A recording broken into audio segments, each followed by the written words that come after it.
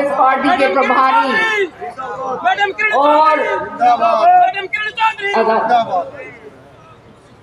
मेरे साथ 10 साल सरकार के अंदर मंत्री रहे और इस जींद की धरती के पूरी तरह से वो जो मानते हैं ना कि भाई ये मेरी अपनी धरती है।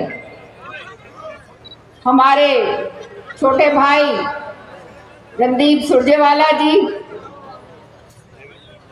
मेरे साथ आई हुई, हमारे साथ चल रही हमारी छोटी बहन कुमारी शैलजा जी, जो प्रभारी हैं उत्तराखंड की, पूर्व केंद्र की मंत्री भी हैं और जिन्होंने हरियाणा का जो है इसमें कांग्रेस पार्टी का संचालन करा।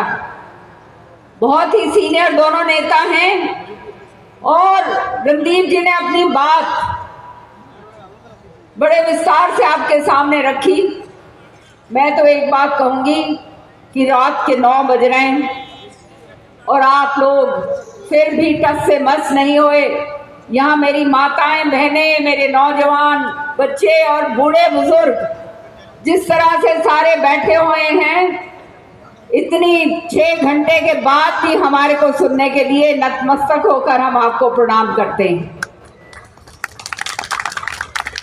मैं तो विश्वास आपको दिलाना चाहती हूँ और मैं जानती हूँ चौधरी बंसीलाल जी कहा करते थे, ये धरती क्रांतिकारियों की धरती है और यहाँ से जो क्रांति शुरू होती है वो पूरे हरियाणा के अंदर फैलती है। सही बात है कि नहीं है, बताओ।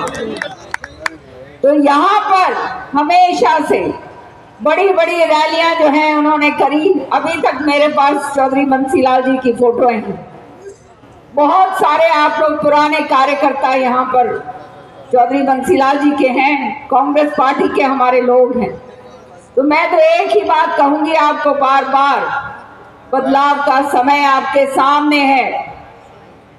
ये मौका आपने नहीं चूकना और ये बदलाव की आंधी जींद की धरती से शुरू होगी। हाथ खड़े करके बताओ कि इस बात से आप लोग सहमत हो। ये जो बेरोजगारी के खिलाफ लड़ाई हमने लड़नी, जो हमने महंगाई के खिलाफ लड़ाई लड़नी, जो हमने अपने किसान भाइयों की उन्नति के लिए लड़ाई लड़नी, जो हमारी माताएं बहनों की जो है उनके घर के अंदर चैन अमन आए और सस्ता जो है गैस का तेल जो है वो मिले, वो लड़ाई लड़नी। हमारे कर्मचारियों के लिए लड़ाई लड़नी है जिनको बर्खास्त कर दिया गया है। अभी अभी रेणु साहब मेरे पास आए, उन्होंने एक दरखास्त दी कि किस तरह से कर्मचारियों के साथ नाइंसाफी हो रही है। तो मैं तो एक बात कहना चाहूंगी कि विधानसभा का सत्र सामने है, ठोक बजाकर आपकी बात को विधानसभा के अंदर मैं उठाऊंगी। और यहां पर जो आज हम तीनों निकले हैं केवल इसलिए कि सत्ता परिवर्तन करना है और ये सत्ता परिवर्तन आप लोग करके दोगे, क्योंकि आपकी वोट जो है यही जो है राज बनाती है और बड़े बड़े राज जो है वो पलट भी देती है।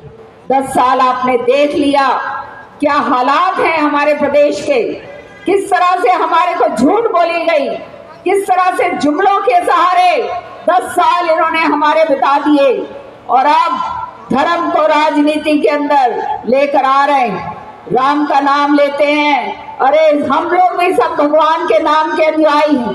कौन भगवान को नहीं जानता और कौन भगवान की पूजा नहीं करता, लेकिन ठेकेदारी इनकी नहीं। तो ये केवल और केवल अलग अलग तरीके से चुनाव के टाइम आपका ध्यान भटकाने के लिए ये बात करेंगे। मीठी गोली पता नहीं कौन कौन सी चुसाएंगे दोबारा। तो मुझे हाथ खड़े करके बता दो, इस बारी तो नहीं ये बात होने वाली। यहाँ से जो भी प्रत्याशी आए उसको भारी बहुमत से जिताकर भेजो, ताकि आवाज जाए पूरे हरियाणा के अंदर कि जींद के लोग खड़े हो गए हैं और उनको समझ आ गया है कि अब सत्ता परिवर्तन हमारे सामने है और ये सत्ता परिवर्तन हम करके देंगे।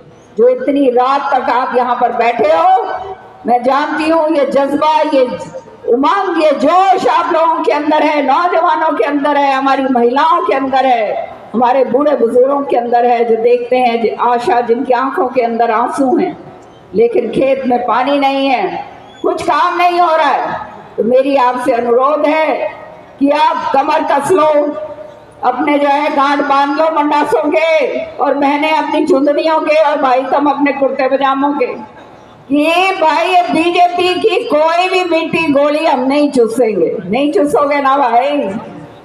पूरी बात अच्छी तरह समझ आ गई है ना सबको? तो जाओ, यहाँ जितने रह गए, क्योंकि देर बहुत हो गई, लेकिन जो अपने संपर्क के लोग हैं उनके बीच में जाओ और उनको भी ये बात समझाओ। आज के प्रोग्राम के आयोजक अंशुल जी और भारद्वाज जी और गोयल जी और सारे अनेक जितने यहाँ पर लोग खड़े हैं, जिनका नाम मैं यहाँ पे अभी नहीं ले रही, समय का कमी है। आप जानते हैं हमें दिल्ली वापस जाना है, कल सुबह सुबह यात्रा जो है वो फरीदाबाद जाएगी। तो आपको मैं बहुत बहुत बधाई देती हूँ। और हमारे एमएलए साहब गोगी जी भी जो हमारे साथ विधानसभा में है, वो भी यहाँ पर पधार गए हैं, उनका भी स्वागत करते हुए आपसे मैं विदा लेती हूँ। जय हिंद।